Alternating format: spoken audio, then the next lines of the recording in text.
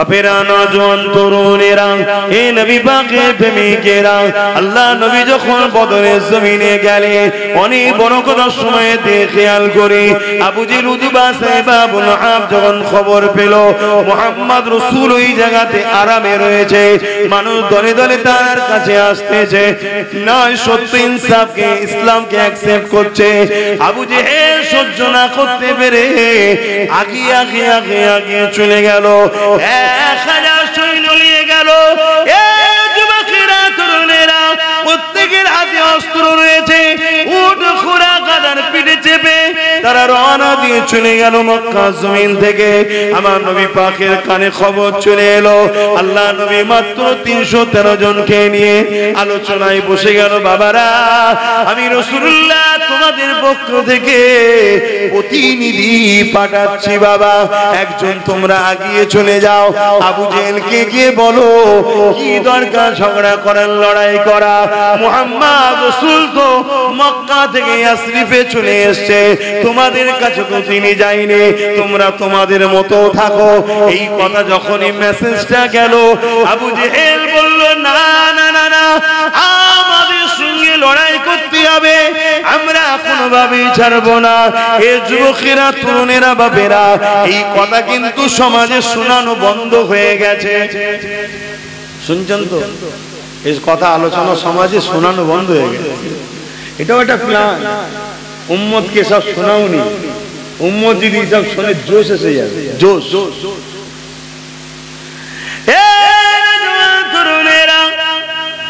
আল্লাহ নবীর কাছে খবর এসে গেল, আল্লাহ নবী সাহাবা হুজুরকে নিয়ে 313 জনকে সাথে করে নিয়ে বললেন, চলো বাবা, আমি একটু যাই, আবু জেহেলকে বুঝাবো বাবা, যদি সে বুঝে যায় তাহলে লড়াই হবে না, লড়াই যখন হবে না উভয়ের কারো ক্ষতি হবে না, যে যার মতো করে থাকবে বাবা।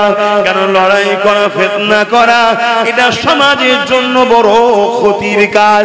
কোন জায়গায় যখন একটা দাঙ্গা হয়ে যায়, ওই জায়গায় শুধু মুসলমানের ক্ষতি হয় তা নয়, ওই জায়গায় নিরীহ নিরীহ সর্বধর্মের মানুষের ক্ষতি হয়ে যায়, ওই জায়গায় সমাজের ক্ষতি হয়ে যায়, ওই রাষ্ট্রের বদনাম হয়, ওই এলাকার বদনাম হয়, ওই এলাকায় মানুষ যেতে চায় না। আজকে যেমন বিদেশি কোম্পানিরা আমার দেশে বিজনেস করতে আসতে চাইছে না, কেননা পৃথিবীর মার্কেটে ভারতবর্ষ দাঙ্গা হচ্ছে বেশি, জুলুম হচ্ছে বেশি, হিংসা হচ্ছে বেশি, দৈনিক রোড অবরোধ হয়, খুন খারাপি হয়, মারপিট হয়, বিজনেসম্যানেরা তাই এখানে বিজনেস করতে আসছে না। তাই মোদির আমলে 50 কোটি মুসলমান নয়, সর্বধর্মের মানুষ আরো বেশি গরিব হয়ে গেছে। শুনছেন তো নাকি? তবে মনে রাখবেন, এইভাবে ইসলামের বিরুদ্ধে যুগে যুগে জালিম অত্যাচারীরা লেগেছে, কিন্তু মনে রাখবেন যারা যখনই লেগেছে আমার আল্লাহ পাক জালিম অত্যাচারীদের হাত থেকে আল্লাহ পাক ইসলামকে হিফাজত করেছে। যুগে যুগে সর্বশেষ ফায়সালা বিজয় কিন্তু ইসলামেরই হয়েছে।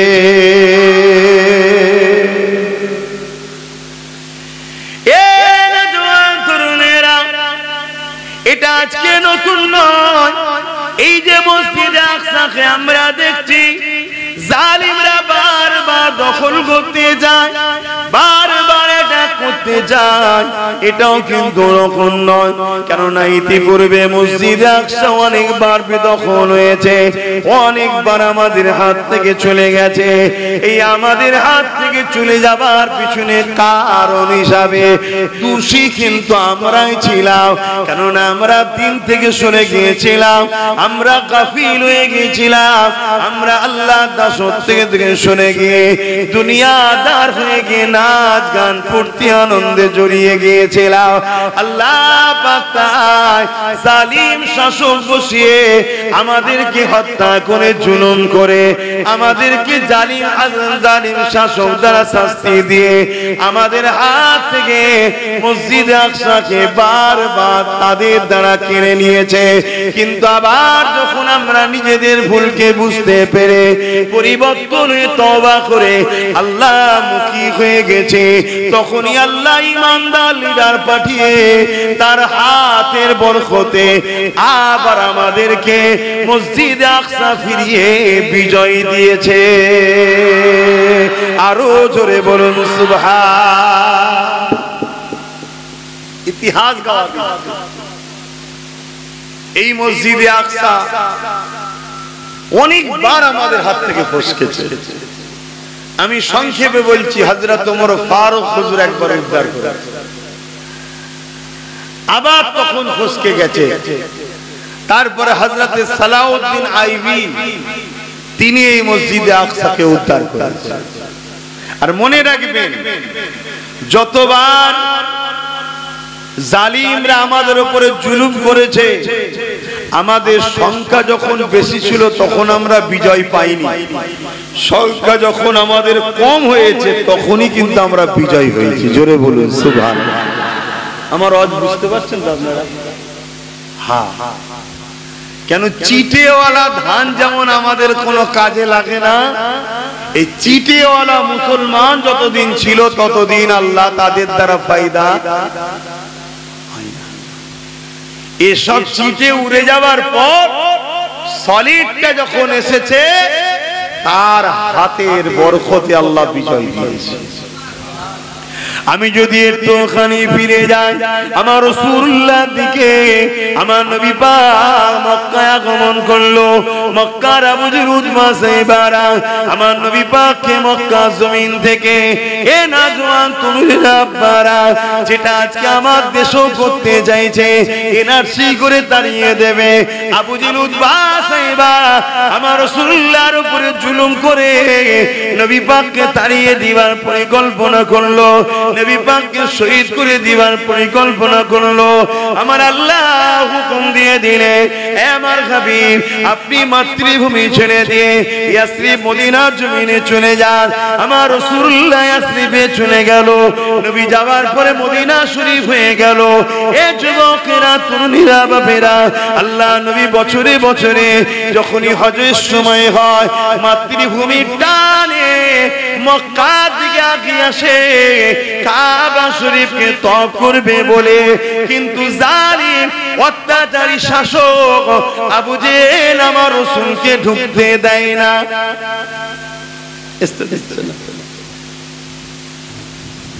এই যুবকেরা, এদিকে আমার নবী পাক সাল্লাল্লাহু আলাইহি ওয়াসাল্লাম মনে দুঃখে মক্কা জমিনে রয়েছেন, মদিনার জমিনে রয়েছেন।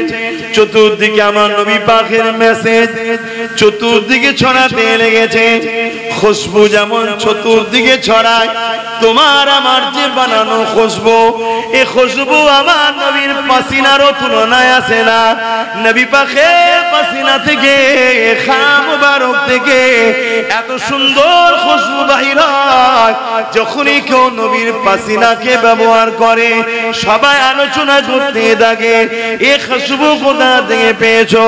এই যুবকেরা, তরুণীরা, বাপেরা, আল্লাহ নবী যে রাস্তা দিয়ে চলে যায় কয়েক সপ্তাহ পর্যন্ত ওই রাস্তা দিয়ে যারা যায় ওই খুশবুটা পেতে থাকে। শুধু তাই নয়, 1450 বছর আগে নবী আমার মক্কা মদিনার যে যে গলিতে ঘুরেছে, যে জায়গায় ঘুরেছে, আজকে দিন পর্যন্ত ওই মক্কা মদিনার জমিনে আমার নবীর শরীরের খুশবু পাওয়া যায়। আরো জোরে বলুন সুবহান। এটা মেনে নিতে পারছেন নাকি? হ্যাঁ বাবা, এখানেই মুমিন আর মুনাফিকের পার্থক্য। দুনিয়াদার উলামা, দুনিয়াদার বক্তা, দুনিয়াদার মুফতি মানতে পারবে না। শুনছেন তো নাকি? আর যারা মুমিন উলামা, মুমিন মুসলমান, মুমিন মুফতি, তারা কিন্তু এটাকে বেশক মানে। কেন? আমার রাসূল পাক সাল্লাল্লাহু আলাইহি সাল্লামের শরীরের পাসিনার খুশবু এটা মিটার খুশবু নয়। জোরে বলুন সুবহানাল্লাহ। আজও মক্কা মদিনা শরীফে আপনি যাবেন, একটা ট্রাই করবেন, পরীক্ষা করবেন, আমার কথাটা মিলিয়ে নেন, পরীক্ষা করবেন। মক্কা মদিনা শরীফে গিয়ে দোকানদারকে বলবেন, এই যে মক্কা মদিনার আবহাওয়ায় যেটা খুশবু পাওয়া যাচ্ছে ওই খুশবুর আতরটা দেন। দোকানদার আপনাকে দেবে, দেখুন, আপনি নেবেন যে হ্যাঁ হ্যাঁ হ্যাঁ ঠিক আছে, সেম সেম। আপনি নিয়ে যখন ঘরে এসে ব্যবহার করবেন দেখবেন অন্য খুশবু। অ্যাকচুয়ালি আপনি শুকছেন দোকানদারের আতর, কিন্তু ও আতরের ঘ্রাণ আপনি পাচ্ছেন না, পাচ্ছেন সেই আবহাওয়ায় রাসূলের পাসিনার খুশবুটাই পাচ্ছেন। জোরে বলুন সুবহানাল্লাহ। আমি হাজারো পরীক্ষা করে দেখেছি, কথা বুঝে আসছে না? নাই, অনেক ট্রাই করেছি। এগুলো ট্রাই করতে হয়, দেখতে হয়। এতে কি হয়? নিজের কনফিডেন্স, নিজের মহব্বত, নিজের ঈমান আরো জোশ আসে। আল্লাহু আকবার। আমার নবী কি নিয়ামত! আমার নবী পাক সাল্লাল্লাহু আলাইহি ওয়াসাল্লাম মক্কা মদিনার বুকে বসে বসে মানুষকে দ্বীনের মেসেজ দিচ্ছে। গরিবের কথা, এতিমের কথা, অসহায়ের কথা, ইনসাফের কথা, ইনসানিয়াতের কথা, মা-বাপের ভালোবাসার কথা, মানুষের হকের কথা, এক আল্লাহ সৃষ্টিকর্তার বাণী মানুষকে শোনাচ্ছে। দলে দলে দলে দলে মানুষ আমার রাসূলুল্লাহর দিকে আসছে। এই মেসেজ এখন আবু জেহেলের দিকে চলে গেছে। আবু জেহেল খবরটা পেয়ে ও খুশি নয়। সবাই বলছে সরদার মোহাম্মদ রাসূলকে তো আমরা মক্কা থেকে সরিয়ে দিয়েছি, সে মদিনায় যা পাচ্ছে করুক না, কি দরকার? কিন্তু শয়তান এত বড় বদমাইশ, ওর বুকে ব্যথা হচ্ছে না, ওখানে গিয়ে আরামে দ্বীনের প্রচার করবে। তার মানে চলো সৈন্য রেডি করো, চলো সৈন্য রেডি করো। যেমন আজকে অনেক শয়তানদের কষ্ট হয়, আমাদের চাকরি দিল না, আমাদেরকে শিক্ষা দিল না, আমাদেরকে পদ দিল না, আমাদেরকে রাজনীতিতে ভাগীদারি দিল না, সব সময় আমাদেরকে লুটলো এরা। তারপরও আল্লাহ আমাদেরকে যেভাবে রাজকীয় ভাবে ভালো মন্দ খাওয়ায়, এই হারামখোর এই শয়তানদের সহ্য হচ্ছে না। শুনছেন না? শোনেন, এদেরকে আরো শেষ করতে হবে। তাই আমাদের পিছনে উঠে পড়ে লেগেছে, আমাদের জমি জায়গা সব লেগে। কিন্তু আমার মুসলিম তো এখনো জাগছে না। আমার মুসলমান এরা এখনো বুঝতে পারেনি সব শিয়ালের একই ডাক রে বাবা, সব শিয়ালের একই ডাক। তুমি কার উপরে ভরসা করে চলছো? একমাত্র ভরসা করো আল্লাহর উপরে, আর একমাত্র ফলো করো মুহাম্মদ রাসূলুল্লাহকে। জোরে বলুন সুবহানাল্লাহ। যদি তোমরা কল্যাণ চাও, যদি তোমরা দুনিয়া আখিরাতের কামিয়াবি চাও, যদি তোমরা তোমাদের বাচ্চাদের ঘরে প্যালেস্টাইনের বাচ্চাদের মতো লাশ দেখতে না চাও, তাহলে কথা মেনে নাও। আর যদি মনে হয় যে না তুমি রেখে দিয়ে যাও কথা, তাহলে 10 বছর আগে যা বলেছিলাম আজকে সব ঘটছে, 3 বছর আগে যা বলেছিলাম আজকে তা ঘটছে, গত বছর যা বলেছিলাম আজকে তা ঘটছে। ইনশাআল্লাহ আমি তো মুখ, আমার কথা তো আর আমার নয়, আজকে বলে যাচ্ছি আগামী খুব শিগগিরই 2-3 বছরেই দেখতে পাবে। শুনছেন? আর যদি বলেন যে না এক্ষুনি গাড়িকে রোকো, আমি রং রুটে যাচ্ছি, মেন রোডে উঠতে হবে। মেন রোড হলো একটাই, মুহাম্মদ রাসূলের কদম। জোরে বলুন সুবহানাল্লাহ। অন্য কোন জায়গায় নয়, কোন পীরজাদা মুফতি মাওলানা নয়। পীরজাদা মুফতি মাওলানাকে আমরা সম্মান করব যদি পীরজাদা মুফতি মাওলানা আমাদেরকে রাসূলের কদম দেখায়, তবে সম্মান করব। তার কথা নয়, তার মত নয়, তার দিন নয়। আমি বুঝতে পারছি তো নাকি? আমি একজন পীরজাদা, আমার বাপ একজন পীর, কিন্তু আমার আব্বার কথা নয়, আমার কথাও নয়। আমার আব্বা, আমি যদি তোমাদেরকে রাসূল চিনাই, তবে আব্বাস সিদ্দিকী জিন্দাবাদ। আমার নবী পাক সাল্লাল্লাহু আলাইহি সাল্লাম কি বলেছে জানতে হবে না? আখেরি জামানা নিয়ে আমার নবী বলেছে আখেরি জামানায় মসজিদ ভর্তি লোক থাকবে, একটা ঈমানদার থাকবে না। কি শুনছেন আমার কথা? বলবেন তো কি শুনছেন? আখেরি জামানায় মসজিদ ভর্তি লোক থাকবে, একটা ইমানদার। নবী সত্য বলে না মিথ্যা বলে? নবী যদি মিথ্যা বলে নাউজুবিল্লাহ, আল্লাহ মৃত্যু হয়ে যাবে। লা হাওলা ওয়ালা কুওয়াতা ইল্লা বিল্লাহিল আলিয়্যিল আযীম। আল্লাহ অত বড় স্পর্ধা নেই তোমার বলার, বুঝাবার জন্য বললাম, মালিক মাফ করে দেন। কেন নবী যা বলে কার হুকুমে? তোরে বলুন, নবী যা বলে কার কথা বলে? নবী পাক সাল্লাল্লাহু আলাইহি ওয়াসাল্লাম বলছেন আখেরি জামানায় মসজিদ ভর্তি লোক থাকবে, একটা ইমানদার থাকবে না। খারাপ লাগেন না একটা কথা বলবো? কেন আমার বাপ বয়সী লোক আছে, কিন্তু উদাহরণটা তো বুঝাতে পারে। আচ্ছা, 1 লক্ষ যদি পুরুষও নয় নারীও নয়, আর একটা সম্প্রদায় আছে না, বুঝতে পেরেছেন? 1 লক্ষ যদি জোগাড় করা হয় আর 1 লক্ষর থেকে চেষ্টা করে একটা সন্তান হওয়া সম্ভব? 1 কোটি যদি জোগাড় করা হয়, কিছু বুঝতে পারছেন আমার কথা? অতএব 250 কোটি হোক আর 300 কোটি হোক, ঈমানদার যদি না থাকে তাদের দ্বারা কখনো বিজয় আসবে না, তাদের দ্বারা অকাপ রক্ষা হবে না, তাদের দ্বারা মসজিদ মাদ্রাসা কবরে স্থান অধিকার পাবে না, তাদের দ্বারা কখনো এতিম বিধবা গরীব ইনসাফ ইনসানিয়াত পেতে পারে না। আরে ঈমানদার দরকার, ঈমানদার। ঈমানটা কি সেটাই তো বুঝলাম না। শুনছেন তো নাকি? হ্যাঁ, মন দিয়ে শুনুন। ঈমান কি শুনুন। ঈমান হলো হুজুরের মহব্বত ও আদবের নাম। জোরে বলুন সুবহানাল্লাহ। আরো জোরে বলুন। নামাজ আছে, রোজা আছে, দাড়ি আছে, টুপি আছে, হজ আছে, কোরআন আছে, মুফতি মৌলানা, আলেম, পাগড়ি, টুপি, জুব্বা, হযরত, আল্লামা, শাইখ, আরে কত দেখবেন সব রয়েছে। হাজারো নয়, লাখো লাখো আছে। সব এক জায়গায় হয়েও কিচ্ছু লাভ নেই যদি ঈমান না থাকে। আমার কথা নিতে পাচ্ছেন তো নাকি? আমাদের মেন্টালিটিতে হয়ে গেছে সংখ্যা বেড়ে গেলে জিতে যাব, অস্ত্র থাকলে জিতে যাব, পয়সা থাকলে জিতে যাব, বোম বন্দুক থাকলে জিতে যাব। ইতিহাস বলছে এটা অন্য ক্ষেত্রে হতে পারে। ইসলাম যতবার বিজয় হয়েছে সংখ্যা দিয়ে নয়, বোম দিয়ে নয়, বন্দুক দিয়ে নয়, অস্ত্র দিয়ে নয়, তীর ধনুক দিয়ে নয়। ইসলাম যতবার জিতেছে সিনার পাওয়ার দিয়ে জিতেছে। জোরে বলুন সুবহানাল্লাহ।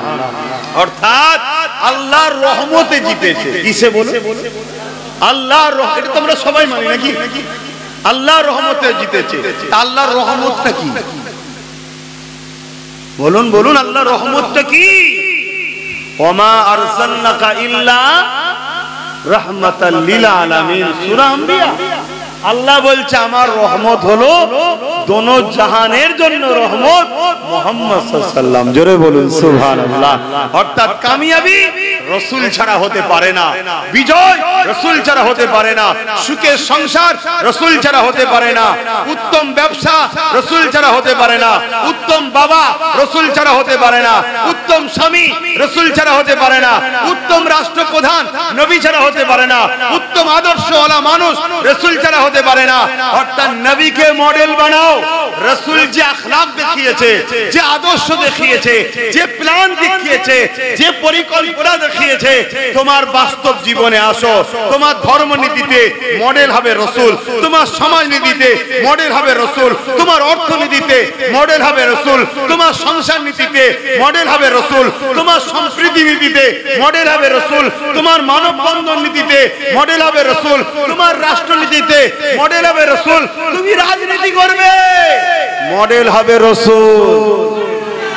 আমরা এখন মডেল বানিয়েছি দুনিয়ার মিথ্যুক, কাজ্জাব, চোর, চিটিংবাজ, ধোঁকাবাজ, প্রতারককে আমরা সব মডেল বানিয়েছি। তারা আমাদের ঘরে ঠকাবে না? আমরা ঠকবো না? ঠকবো না? কথা বলছে না তো? আমার বড় কষ্ট হচ্ছে বাপ ভেতরটায়, বলতে পারছি না অনেক কথা, তবে এতটুকু টাচ দিয়ে যাচ্ছি যে এখনো এই মুসলিম উম্মতের যারা মাথায় বসে আছে এদের কি এখনো ঘুম ভাঙেনি? এখনো কি এরা বলবে না যে শক্তিতে ওরা আইন করেছে ওই শক্তি আমাদেরও দরকার। এই কথা বুঝছেন না? বোঝেন না? এরা এখনো বলবে না, হ্যাঁ এরা এখনো ভাড়া খেলবে, এরা এখনো বড় খেলবে, এরা এখনো দালালি করবে। অ্যাকচুয়ালি নিজের মাঠ না থাকলে যা হয়, চল বড় খেলি, ভাড়া খেলি। আমার কথা বুঝছেন তো না বোঝেন না? কি অসুবিধা হচ্ছে নাকি? তাহলে বলুন, প্লেন দুটো মোহব্বতের কথা বলে দিয়ে চলে যাই, তারপরে যার খবর সে জবাব দেবে। যদি নিতে চান বলুন, বলি, আর নয় বেকার মোহব্বতের দুটো কথা বলে চলে যায়। সব ভালো, সব ভালো, সব ভালো, কি সব ভালো, সব ভালো, পদে মুড়ি এক করে দাও বলছেন। নবী বলছে সব ভালো নয়, একটা ভালো। আমরা বলছি সব ভালো, কাঠটা নেবে। তাহলে এই প্যান্ট শার্ট পরা দাঁড়ি চাচা এ যুবক কি বোঝে? এরা তো আমাদের কি ফলো করে, আমরাই যদি 2 নম্বর হয়ে যাই, এ যাত তো শেষ হবে স্বাভাবিক। কথা বুঝছেন? নবী বলছে একটা ভালো, এ বলছে সব ভালো, সব ভালো, সব ভালো, সব ভালো। মানে লড়াইটা হচ্ছে কিসের? ইসলামের জন্য তো। লড়াইটা হচ্ছে কিসের? মসজিদ মাদ্রাসার জন্য তো নাকি? তো মসজিদ মাদ্রাসা ইসলামটা কার? আমার বাপের না আপনাদের আব্বা জানেন? কিন্তু দিন ইসলাম রাসূলুল্লাহ। সেই নবীকে যারা ঘৃণা করে, সেই নবীর বিরুদ্ধে যারা, সেই নবীকে যারা মরা বলে, আমাদের মতো মানুষ বলে, শাফাত করতে পারবে না বলে, সেই নবীর বিরুদ্ধে দিন রাত গুস্তাখি করে, নবী পাকের ভুল আছে বলে, নবী পাক কিয়ামত দিন ফালফাল করে তাকিয়ে থাকবে বলে, নবী পাক সাল্লাল্লাহু আলাইহি ওয়াসাল্লাম রাখাল ছিল বলে, নবী পাক সাল্লাল্লাহু আলাইহি ওয়াসাল্লাম নাউজুবিল্লাহ ভিখারির বাচ্চা ছিল বলে, লা হাওলা ওয়ালা কুওয়াতা ইল্লা বিল্লাহ। তাদের সঙ্গে এক হয়ে তুমি আল্লাহর সাহায্য পাবে। আর আল্লাহর সাহায্য যদি না হয় বিজয় হবে? আমার কথা বুঝছেন তো নাকি? তাহলে আল্লাহর সাহায্য চাই না, চাই না? পুরো পৃথিবীর লোক একদিকে, আর আল্লাহ যদি কারো সাথে থাকে একদিকে, বিজয়টা কার হবে? জোরে বলুন। আমরা ইতিহাস পড়ে দেখেছি, এই দেশে একটা বাদশা ছিল, নাম হলো আকবর। ও শয়তান বদমাইশ কি করেছিল শোনেন, নাম দেখে চমকে যাবেন না। কেন এখনো নাম দেখে আমরা মানুষ চিনতে গিয়ে ঠকছি। অনেক হাজী সাহেব দেখেছি, অনেক মোল্লা দেখেছি, এখন মোল্লা ঢেকুর তুলছে অন্য, এখন হাজী ঢেকুর তুলছে উল্টো। তাই বলবো নাম দেখে ছুটলে হবে না। আমাদের উচিত যে কোনো মানুষের সঙ্গে মিশার আগে মুহাম্মদ রাসূল আছে কিনা দেখা। কেন মুহাম্মদ রাসূলকে আল্লাহ আমাদের জন্য মডেল বানিয়েছে। যেমন চকচক করলেই শোনা হয় না, অরিজিনাল চিনতে গেলে কোষ্ঠী পাথর দ্বারা দেখতে হয়। সব বাইরে থাকে তো নাকি শোনার কাজ হয়? চকচকে দেখলে দিলাম নাকি? হ্যাঁ বাবা, তাহলে কিন্তু মাথায় হাত, পালাবার রাস্তা খুঁজে পাবে না। তার জন্য কি করতে হবে? কোষ্ঠী পাথরে যাচাই করতে হবে, তাই তো নাকি? হ্যাঁ। অতএব দাড়ি আছে, টুপি আছে, বড় পাগড়ি আছে, বড় জুব্বা আছে, চকচক করছে, নামাজ আছে, রোজা আছে, চকচক করছে, ঠিক আছে, ভালো কথা। কিন্তু সোনা যেমন কোষ্ঠী পাথর ছাড়া যাচাই না করে নিলে ঠকতে হবে। এই দাড়ি টুপি চকচকে দেখে ছুটলে হবে না, দেখতে হবে সুন্দর মিষ্টি কথা দেখে ছুটলে হবে না, দেখতে হবে তার হৃদয়ে মুহাম্মদ রাসূলের আদব ভালোবাসা কতটা আছে। একবার নয়, 1000 বার তাকে ফলো করো, বিভিন্ন অ্যাঙ্গেল দিয়ে দেখো, বিভিন্ন টাইমে দেখো, বিভিন্ন ক্ষেত্রে দেখো, বিভিন্ন সময়ে দেখো ও তোমার রাসূলকে কোন জায়গায় রেখেছে। বিপদের সময় নবী ছেড়ে দিয়ে পালায় কিনা, আর পেটের সময় নবী নবী করে কিনা, এটাও দেখার দরকার। আব্বাসকে দেখতে হবে, কথা বলছে না? হ্যাঁ, আমাকেও দেখতে হবে, আমাকেও বাজাতে হবে। এই খুব তো নবী নবী শোনাচ্ছে, ফলো কর, ফলো কর। বেশ কিছু মাল পানি দিয়ে দেখ দেখি বিক্রি হয় কি ট্রায়ের দরকার আছে না? হ্যাঁ, ঈমানের ব্যাপার রে বুকা। আব্বাসের প্রেম করে জাহান্নামে যেতে কেউ রাজি আছো নাকি? এখানে জান্নাত জাহান্নামের ফয়সালা।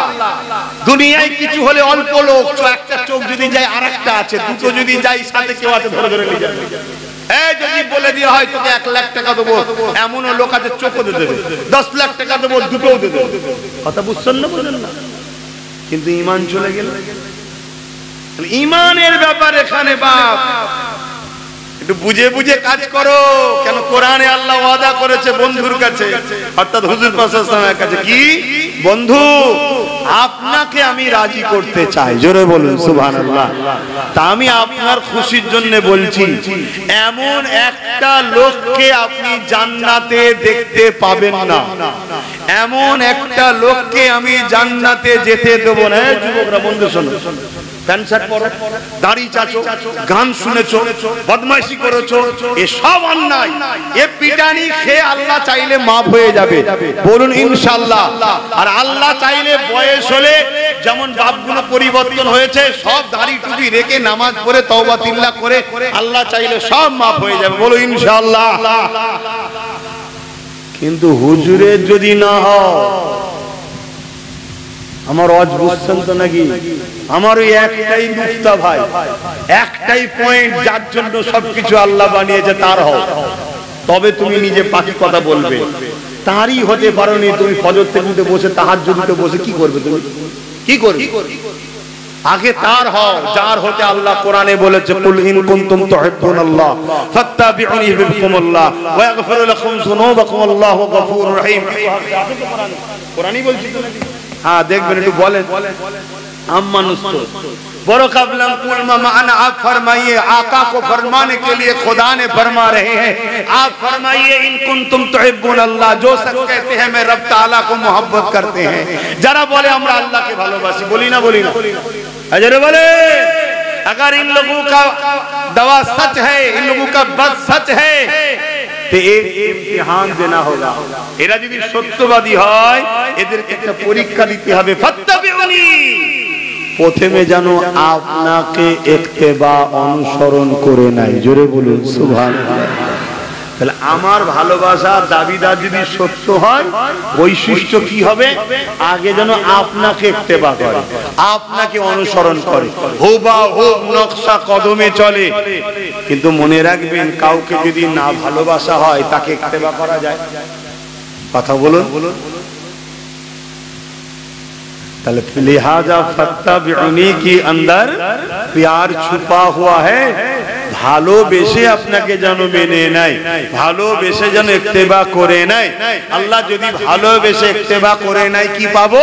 আল্লাহ বলছেন ইউহিব্বুকুমুল্লাহ, হাবিব বলে দিন আমি তাদেরকে ভালোবাসবো। জোরে বলুন সুবহানাল্লাহ। আমরা কি চাই আল্লাহ আমাদেরকে ভালোবাসুক? জোরে বলুন। তাহলে শর্ত কি? রাসূলকে আগে ভালোবেসে মেনে নিতে হবে। শুনছেন? তাহলে আল্লাহ আমাদেরকে ভালোবাসবে। আর আল্লাহ যখন ভালোবাসবে, লাভ না লস?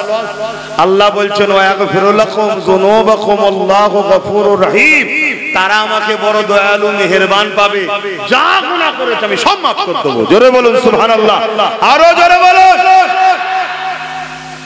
আল্লাহ নবী বলেছেন, আমার সাহাবাদের পিছনের কথা বলুনি, তাই বলতে চাই না, বুঝাবার জন্য বলেছি। জাহিলিয়াত যুগে এমনও মানুষ ছিল মেয়েকে জ্যান্ত পুঁতে দিয়েছে, কিন্তু নবীকে যেই প্রেম করে মেনে নিয়েছে আল্লাহ তারও গুনাহ maaf করে দিয়েছে। জোরে বলুন সুবহানাল্লাহ।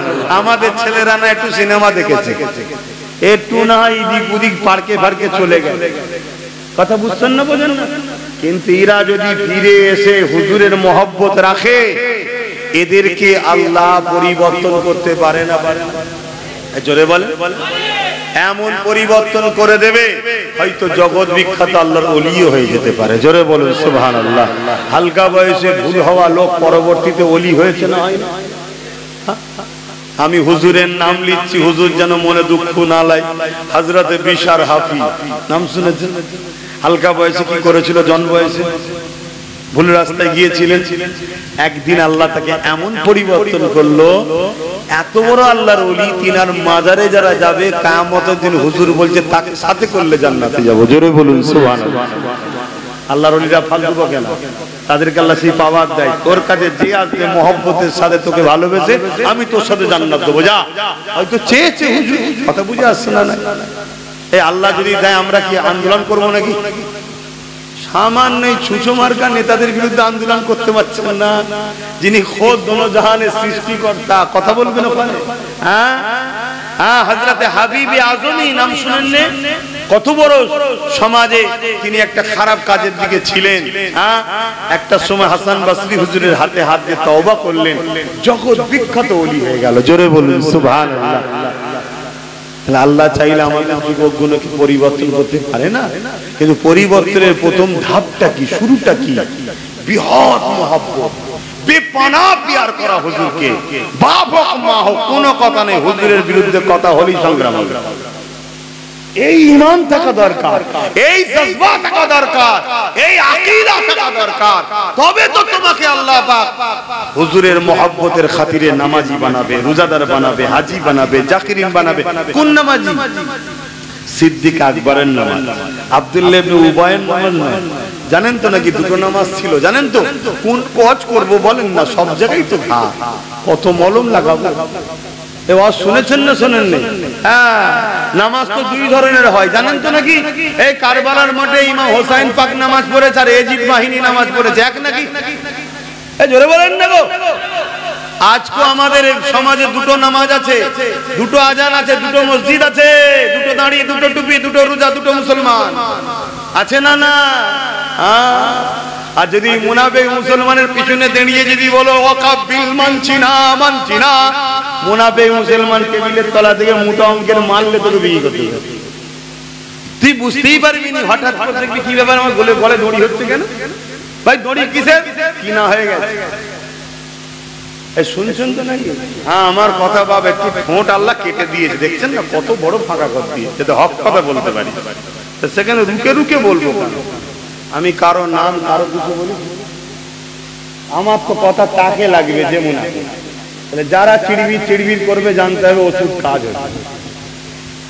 এই সমাজ এখন চিড়বির চিড়বির হচ্ছে না, হয় না? হ্যাঁ, আমার বাড়ির একটা দিকে চিড়বির চিড়বির করছে, আমি কারো কিচ্ছু বলিনি, হঠাৎ করে কি লেগে গেছে। তো ঠিক আছে, একটু দাঁড়ান, একটু দাঁড়ান, ওষুধ বেটা দেবো, চিন্তার কোনো কারণ নেই। কেন? আমি আমার আব্বাকেও চিনি না, আমি আমার মাকেও চিনি না। আমেনার লালের সামনে আমেনার লালের প্রশ্ন যেখানে আসবে, ওখানে বাপও কুরবান, মাও কুরবান, নিজেও কুরবান, পরিবারও কুরবান, বাচ্চাও কুরবান। আমেনার লাল আগে। জোরে বলুন সুবহানাল্লাহ। গুস্তাখে রাসূলদের শুনে মিশে পাকামু হচ্ছে। হ্যাঁ, তো ভাইয়েরা আমার, আমি কোন কথা বলতে গিয়ে চলে গেলাম এদিকে? বলুন, আমি কোন কথা বলতে গিয়ে এদিকে এলাম? সব ভুলে গেলাম। হ্যাঁ, একটু বলবেন তো কোন কথা? হযরত আল্লাহ নবী, নূর নবী, দয়া নবীকে তুই কোথা থেকে এলি? তুই কোথা থেকে এলি?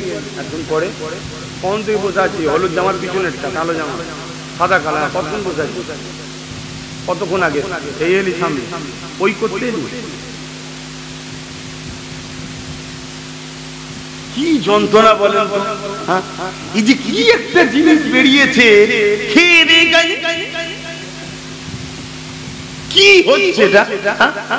তোদের এখনো ভালো লাগছে? চারিদিকে তোদের মা বোন বেটি দেওয়ার রেপ করছে, শুনতে পাসনি? এখনো ভালো লাগছে যে কবরে মাইয়া বিয়েতে গেলে বলছে পুরানো হবে না, এ তোমাদের আর নেই, এই দাফন করা হবে না, তোমাদের আর নেই। জানেন খবর পান? কেন এরকম বদমাইশি? কি জ্বালাতন! দরুদ শরীফ আল্লাহুম্মা সাল্লি আলা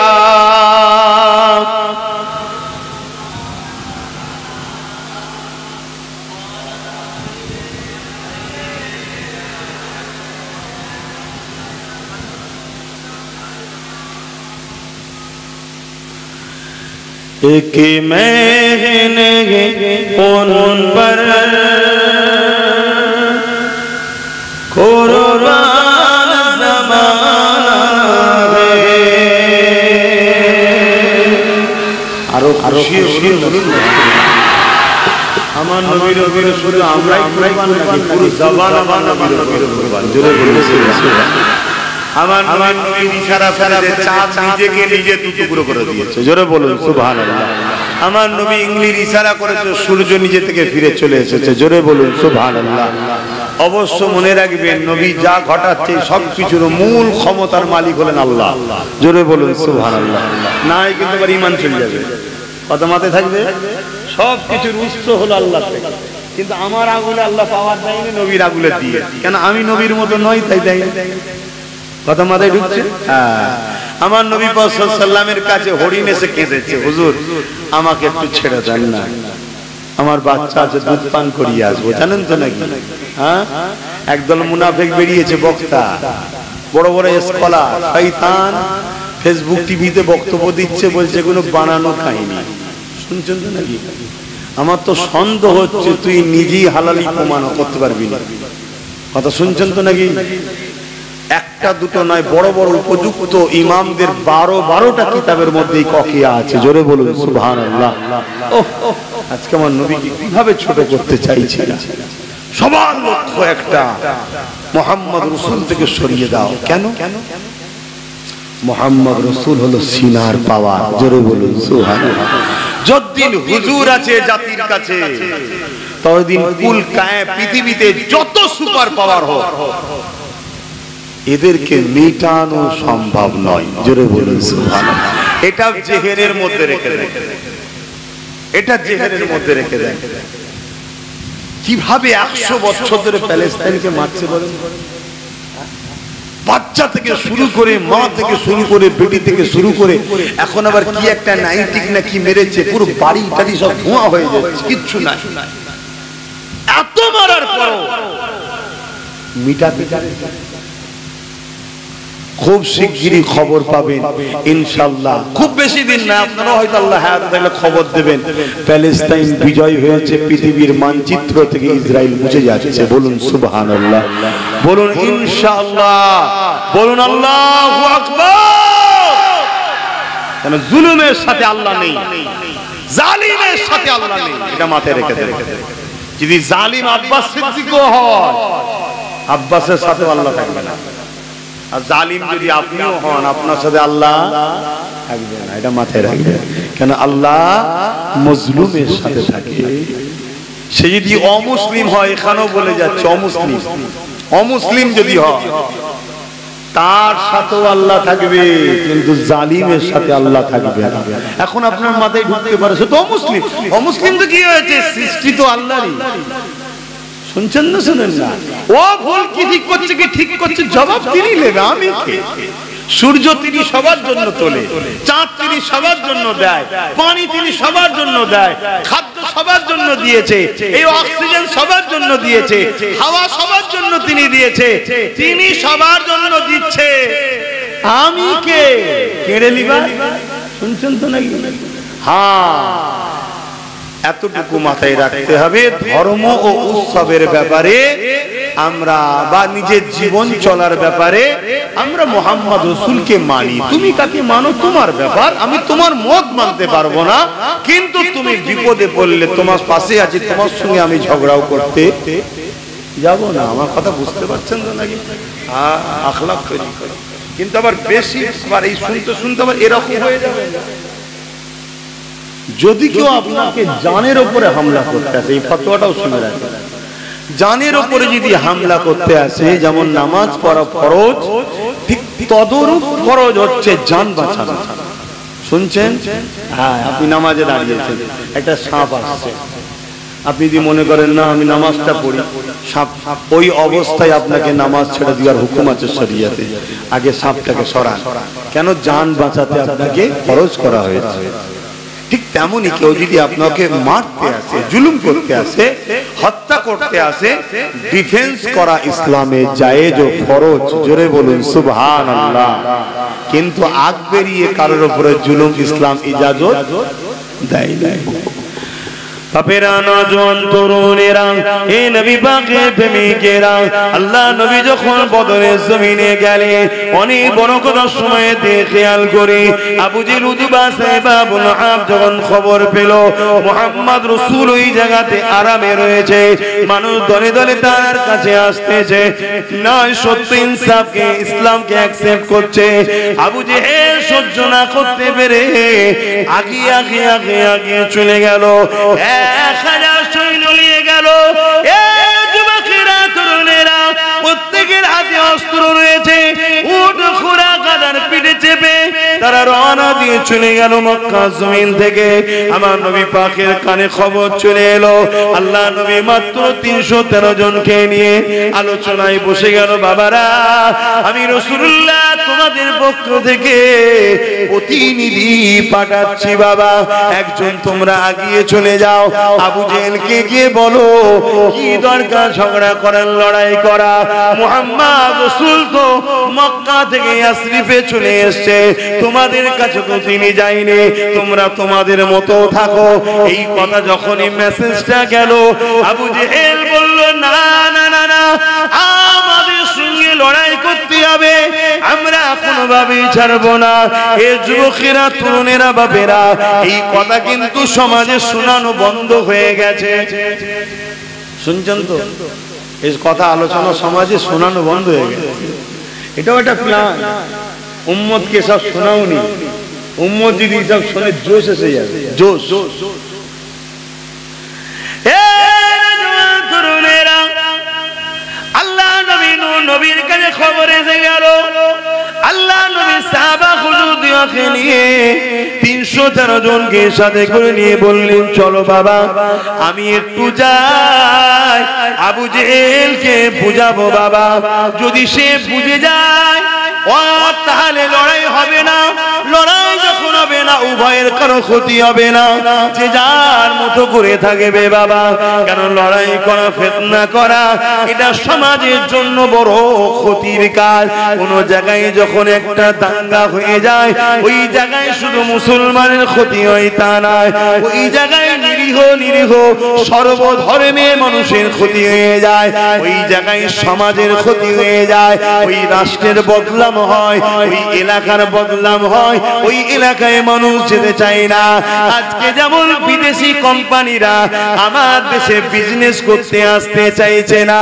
কেননা পৃথিবীর মার্কেটে ভারতবর্ষ দাঙ্গা হচ্ছে বেশি জুলুম হচ্ছে বেশি হিংসা হচ্ছে বেশি দৈনিক রোড অবরোধ হয় খুন খারাপি হয় মারপিট হয় বিজনেসম্যানেরা তাই এখানে বিজনেস করতে আসছে না তাই মোদির আমলে 50 কোটি মুসলমান নয় সর্বধর্মের মানুষ আরো বেশি গরিব হয়ে গেছে শুনছেন তো নাকি তাহলে মুসলমানদের শুধু ক্ষতি করছে নাকি পুরো দেশের ক্ষতি করছে না করেন এটা সবাইকে বুঝাতে হবে সবাই মিলে লাগতে হবে সবাই মিলে না লাগালে এ তো চাইছে শুধু মোল্লারা আমার বিরোধী করে শুধু মোল্লা যদি আমার বিরোধী করে আমার প্লাস পয়েন্ট ওর উপকার হবে কিন্তু বোঝে না আমার কম তো বোঝে না আমার কম মনে করে শক্তি থাকলে শুধু হয় না রে বাপ সাপ যা পাই তাই জড়াই এখন তরোয়ালকে জড়িয়ে ধরেছে কি হবে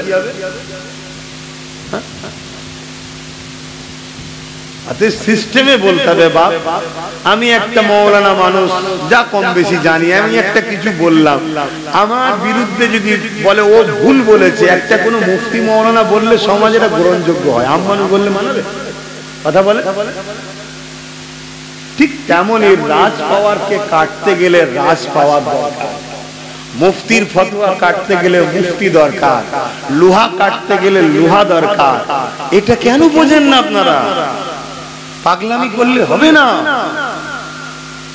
আইনকে মান্যতা দিয়ে আইনকে কন্ট্রোল করার স্বপ্ন দেখুন আইনকে কন্ট্রোল করুন আইন যারা কন্ট্রোল করছে তাদের সাথে আপনি বুড়ো খেলছেন ভাড়া খেলছেন তো সে আপনাকে দিয়েছে 1 লাখ, ওসুল করবে না 2 লাখ?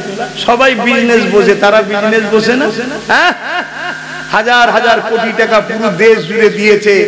দিল্লিতে 17,000 টাকা ইমামের মাইনে, বিভিন্ন জায়গায় ইমামদের মাইনে দিয়েছে বিভিন্ন টাকা। আমার রাজ্য দিয়েছে 2.5, 3, 3.5, যাই হোক, কম বেশি অত জানি না। এটা ওসুল করবে না? হ্যাঁ, একদম লিখছে বারে। কি বুঝছেন?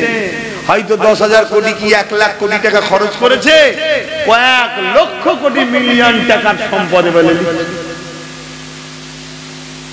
শুধু খেলে হয় না, বুঝে বুঝে খাও, আর না হয় সব জায়গা দিয়ে ওই খাবার বেরিয়ে যাবে। বুঝতে পারছো তো নাকি? হ্যাঁ, যা তা খেয়ে ফেললে হয় না, সব জায়গা থেকে খাবার বেরিয়ে যাবে। নাক দিয়ে বেরোবে, মুখ দিয়ে বেরোবে, বমি করে, আরো অনেক জায়গাতে বেরিয়ে যাবে। কিছু বুঝতে পারছো তো নাকি? আচ্ছা, বুঝে বুঝে খেতে হয়, না অসুবিধা আছে। আল্লাহর নবী 313 জনকে নিয়ে যাচ্ছে, খালি পায়ে, খালি হাতে, তালি দিয়া জামা, পেট গুলো ঢুকা, গরিব মানুষ তারা, মদিনার মানুষ। আবার ঘর ছেড়ে মুহাজিরিনরা এসেছেন, সাহাবা হুজুররা, আর ওইদিকে তরোয়াল নিয়ে পুরো যুদ্ধের সাজো সাজো অবস্থাতে এসেছে।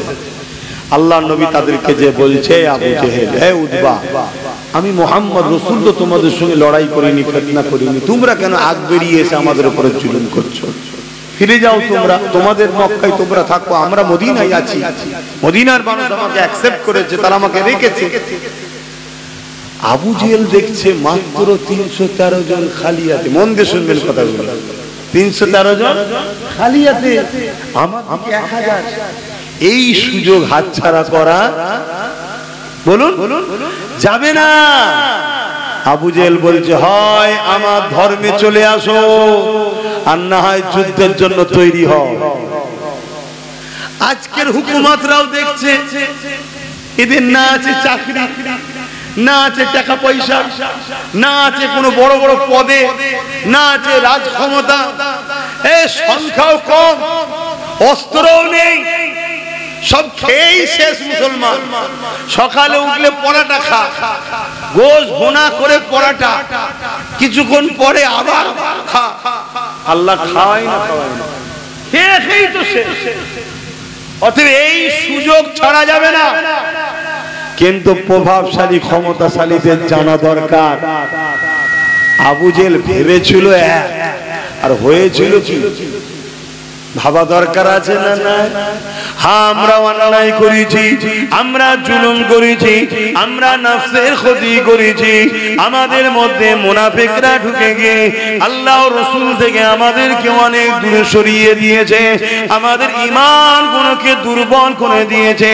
তবে মনে রাখবেন, ঈমান রাজ্যের জমিনের উপরে নাই এমনটা ভাববেন না।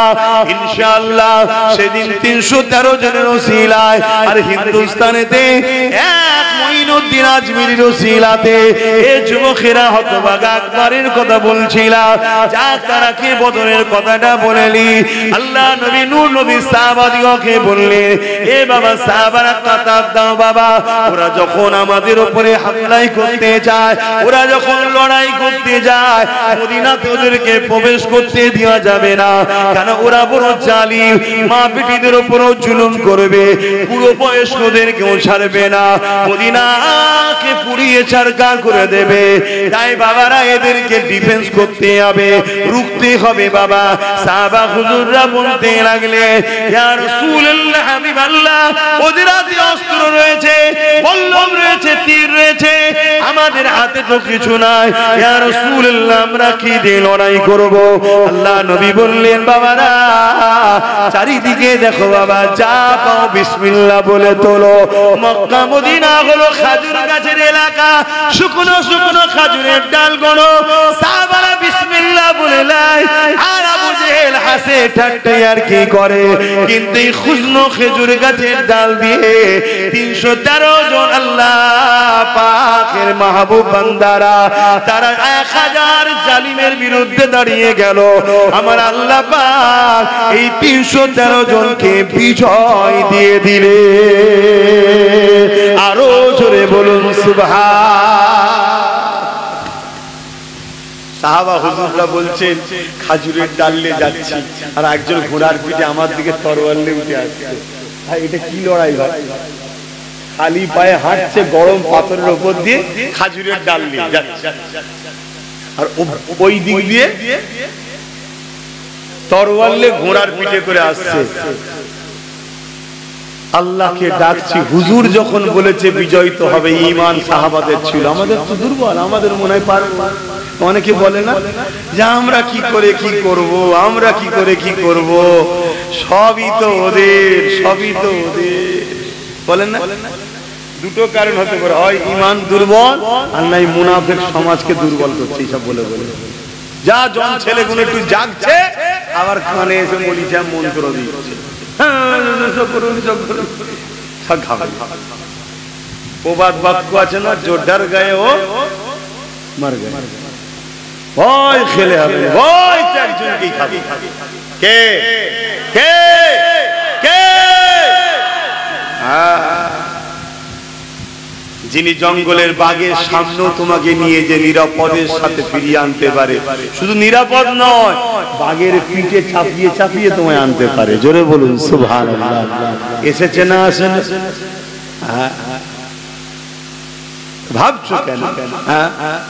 তো যাই হোক, সাহাবী হুজুর বলছেন আমি তো আল্লাহকে ডাকছি, বিসমিল্লাহ বলে আগাচ্ছি, আমার কাছে আসছে হঠাৎ করে দেখছি ধর থেকে কল্লা আলাদা গায়েবী ভাবে হামলা হচ্ছে। আল্লাহর ফেরেশতা আল্লাহ পাঠিয়েছে। জোরে বলুন সুবহানাল্লাহ। এই আল্লাহ আছে না? সেই আল্লাহ সাহায্য করার ক্ষমতা আছে না? তাহলে কেন চিন্তা করো? তোমার আমার কাজ হলো একটা, আল্লাহর হতে হবে। আর আল্লাহর হতে গেলে হুজুরের কাছে পৌঁছাতে হবে। হুজুরের কাজ ছাড়া আল্লাহ পাওয়া যায়? জোরে বলো। নবীর হতে হবে। নবী তোমাকে আল্লাহর বানাবে। এই ডিউটিটা নবীকে আল্লাহ স্পেশাল দিয়ে পাঠিয়েছেন। আমি আমার দেশের একটা কথা বলতে গিয়ে চলে গিয়েছিলাম, হতভাগা আকবরের কথা বলছিলাম, তাই তো নাকি? মনে পড়ছে তো? একটু বলে দিই, কেন সময় তো হু করে চলে যাচ্ছে। কে আছে আমার পরে? আচ্ছা ভাই এসছো তো? নাই ইমাম সাহেব রয়েছে তো, মাশাআল্লাহ বারাকাতুহু। জন ছেলে কি আছে, আমি ওয়াজ করব 2 ঘন্টা শুরু দিয়ে। জন ছেলে ঝুলুন তো কারা ওয়াজ করবে? আমার বাপ চাচারা, তারা তো মুরব্বী মানুষ, শুধু আসবে আল্লাহুম্মা আমিন, আল্লাহ এদের উপর রহমত দেন। কি এতটুকু তো খুশি নয় আপনারা? এ কথা বলছেন না তো? এটাই তো পীর মুরিদ, এটাই তো অনুসরণ করা, এটাই তো ভালোবাসা। ওয়াজ করবে তো জন এরা। আমার বাপের আগে ওয়াজ করেছে না? করেন। আমার আব্বাজান বলে আমি 7 ঘন্টা 8 ঘন্টা পর্যন্ত ওয়াজ করেছি। আমি সর্বনাশ করেছি। ওই করেছেন বলি তখন আমাদের ঘরে 2 ঘন্টা করে গড়ে পাঠতে করায়। তো যা আগেকার মানুষ, এই যে বাপেরা সব বসে আছে, ইনারা যা খেয়েছে সলিড খেয়েছে, আর আমরা খাচ্ছি যাই ভালো মন্দ সব ভেজা, সব বিষ মিশানো, সব বিষ মিশানো। কেন? কেন? এর পিছনে একটা বিরাট বড় ষড়যন্ত্র আছে। ওদিকে আমি গেলে হতভাগা আকবরের কথাটা বলতে পারবো না। নামটা শুনতে কেমন কেমন লাগছে, আকবর, তাই তো নাকি? আবার মুগলে আজম নাকি কি বলা হতো, ভারতবর্ষের বড় রাজা ছিল নাকি। হতভাগা আকবর ও শয়তানকে আল্লাহ এত বড় রাজা করলো, হঠাৎ করে মাথায় বুদ্ধি ঢুকলো যে আমি কোরআনটাকে বন্ধ করে একটা আসমানি কিতাব মানুষকে দেবো। চিন্তা করছেন কত বড় শয়তান। এই কাজ করবে কে? বল।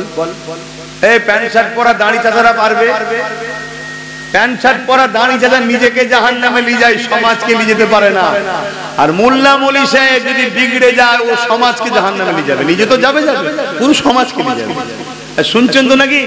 প্যান্ট শার্ট পরা দাড়ি চাচাকে যতটা না ভয়, মলি সাহেব যদি বিগড়ে যায়, ও বেটা খতরনাক কাল। আর মাওলানা যদি আল্লাহ রাসূলের পক্ষে হয় পুরো সমাজকে জান্নাতে নিয়ে যাবে। জোরে বলুন সুবহানাল্লাহ। ক্যান্সার করা নিয়ে যেতে পারবে না। এটাও শোনো কি, তাহলে আলেম যেমন বিরাট বড় ভালো, আর বিগড়ে গেলে বিরাট বড় বিপদ, ঠিক তো নাকি? হ্যাঁ, এসব শোনার কাজ করে আইসিডের প্রয়োজন হয় না, হয় না? হ্যাঁ, যেমন ভালো জিনিস আর উল্টো যদি গালে চলে যায়। হ্যাঁ, তাহলে প্রতিটা জিনিসের মধ্যে ভালো মন্দ লুকিয়ে আছে না নাই? এখন আপনাদের কারো মধ্যে যদি মনে হয় যে আলেম আলেম খারাপ কেন, আল্লাহর নবী বলছেন খায়রুল উলামা শাররুল উলামা, ভালো উলামা খারাপ উলামা। নবী বলছে আমি কে রে বাবা? আমি তো দ্বীনের একজন খাদেম, আমি তো দ্বীনের একজন অনুসারী। দ্বীন আমারও নয়, আমার বাবের নয়, আমার দাদুরও নয়। দ্বীন তো আমিন আল্লাহ মুহাম্মদ রাসূলুল্লাহ। জোরে বলুন সুবহানাল্লাহ।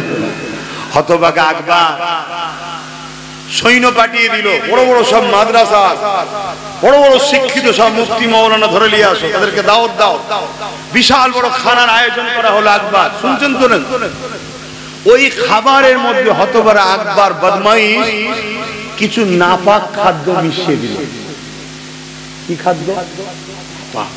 কেন আকবর জানে ভিতরে যদি হারাম না যায় তাহলে রক্ত কথা বলে, রক্ত কথা বলে। অতএব এদেরকে খাদ্যের মধ্যে হারাম ঢুকিয়ে দাও। নানা রকম খাদ্যের মধ্যে শরাব আরো ইত্যাদি ইত্যাদি সব খাদ্যের মধ্যে জড়িয়ে দিয়ে উলামা মুফতিদের ঘরে সব খাইয়ে দিল।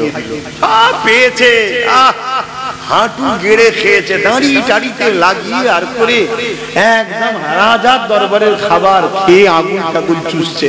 কাজ মিটে গেছে, রাজা এবারে মিটিং এ নিয়ে বসেছে। বসে বলছে আমার একটা কথা আছে তোমাদের কাছে। কি কথা? আমি যা বলবো আমার সাথে যদি সাথ না দাও রাজ দরবার থেকে বেরোবার আগে গর্দান উড়ে যাবে। কিভাবে ফেসিয়েছে শুনছেন তো? আর যদি সাথ দাও প্রত্যেককে রাজকীয় রাজার দরবার থেকে মাইনে চালু করে দেবো, বা ভাতা বললে আপনারা যেটা ভালো বুঝবেন, ভাতা ভাতা চালু করে দেবো মাথা পিছু। রাজ দরবারের উলামা হিসাবে সম্মান দেওয়া হবে। সমাজে কোনো পুলিশ মিলিটারি আমার কেউ তোমাকে ডিস্টার্ব করবে না, আমার কথা যদি মেনে নাও। কি কথা? আমি একটা কিতাব লিখতে চাই, দ্বীনে ইলাহি নাম দেবো। ওই কিতাবটা কোরআনের বিরুদ্ধে, কোরআন ব্যান করে এইটাকে সমাজের মানুষের কাছে গ্রহণযোগ্যতা দিতে হবে। শুনছেন ভাই? উলামারা সব একে অপরের দিকে তাকাচ্ছে। যতই হোক এই তো সবে হারাম খেয়েছে রে বাবা, কত আসর তখন পড়ে নেই, আল্লাহ তো ভয় আছে, একে অপরকে তাকাচ্ছে। কিন্তু রাজা কি বলেছে? বেরোবার আগে কত, হ্যাঁ ব্যাস ভয় খেয়ে গেল। সবাই বলল যে যাহা পানা, আপনার কথায় আমাদের সহমত, আমরা সব ব্যবস্থা করে দেবো। শুনছেন? ওই দাওয়াতে কিন্তু একজন ছিল না, হযরতে মুজাদ্দিদে আল-পেসানি রাহমাতুল্লাহ আলাইহি। জোরে বলুন সুবহানাল্লাহ। মুজাদ্দিদে আল-পেসানি বলেছিল আকবর চরিত্রহীন, সারাবি, ও নিজের রাজ দরবারে বাইজি নাচ, হিজড়ে বা বিভিন্ন মেয়েদের নাচ দেয়, ও দাওয়াতে আমি যাব না। এজন্য হুজুর যাই রে, হুজুরকে বন্দী করতে পারে না। আলেমরা রাজি হয়ে গেল, কিতাব লিখা হয়ে গেল, গোপনে গোপনে সব কিতাব লিখা হচ্ছে। তা কিতাবটা তো আশ্চর্য ভাবে দিতে হবে। কি করে দেয়া যায়? বিশাল একটা গাছের ডগলাতে লাল কাপড় দিয়ে জড়িয়ে রাতের অন্ধকারে একজনকে দিয়ে টাঙিয়ে দিয়েছে। হাওয়া হচ্ছে দুলছে, হাওয়া হচ্ছে দুলছে। রাত কেটে যাওয়ার পর পরের দিন সকালে মানুষজন মাঠে যাচ্ছে, ক্ষেত খামার চাষবাস বিভিন্ন কাজে। লাল কাপড় দূর থেকে দেখা যায় না, যায় না, আর হাওয়ায় দুলছে। নজর পড়েছে কি দু চারজন, কি ভিড় হচ্ছে এলাকায়, সব জানাজানি হচ্ছে, কি কি কি কি করতে করতে বিশাল ভিড় হয়ে গেছে। আকবর এসে হাজির, ঘোড়ার গাড়িতে করে চেপে সৈন্য সামন্ত নিয়ে, মন্ত্রী তন্ত্রী নিয়ে এসে হাজির। পারো পাড়া হলো, খোলো, যেন শয়তান কিচ্ছু জানে না এমন ভাঁজ লিখছে। খোলো, খোলা হলো, সব আরবিতে লিখা। এই আলেমদেরকে নিয়ে আসো, আলেমদেরকে নিয়ে আসা হলো। উলামারা বলল আমাদের সহিংসার উপরে আল্লাহ খুশি হয়ে আসমানি কিতাব পাঠিয়েছে। কি বলতে হবে এখানে? বললেন না মানুষের মধ্যে মুখসা আছেই হলো, অনেক মুসলমান রুখে দাঁড়িয়ে গেলেন পাগলার মতো বকছে। অনেকে বলছে মৌলানারা বলছে, এতগুলো মুফতি বলছে, এতগুলো মৌলানা বলছে, এতগুলো উলামা বলছে, ওই এতগুলোর পিছনে আবার একদল চলে গেল। শুনছেন তো নাকি? মতনৈক্য তৈরি হয়ে গেল। কেন সমাজে অনেকে বলে হ্যাঁ এতগুলো এখানে এত এখানে এত, হ্যাঁ এরা এতগুলো বোঝে না। যদি সংখ্যা বেশি হওয়াটাই যদি ঠিক হয়, আমি সংখ্যা বেশি হলে যে ভুলই হবে তাও বলছি না, কিন্তু সংখ্যা বেশিটাকে যদি ঠিক হিসেবে দলিল করে নেওয়া হয়, তাহলে কারবালার ময়দানে ইমাম হোসাইন হুজুর ভুল ছিল বলতে হবে। বলুন না নাউজুবিল্লাহ। ইমাম হোসাইন হুজুর ভুল ছিলেন? কথা বলছে না তো কেন? এজিদের দিকে 22,000 ছিল, 22,000-এর মধ্যে 3,000 হাফেজে কোরআন, 3,000 মুফতি, 7,000 মাওলানা ছিল, সব মিলিয়ে 14,000 ছিল। এজিদের দিকে ইতিহাস শোনো, এজিদ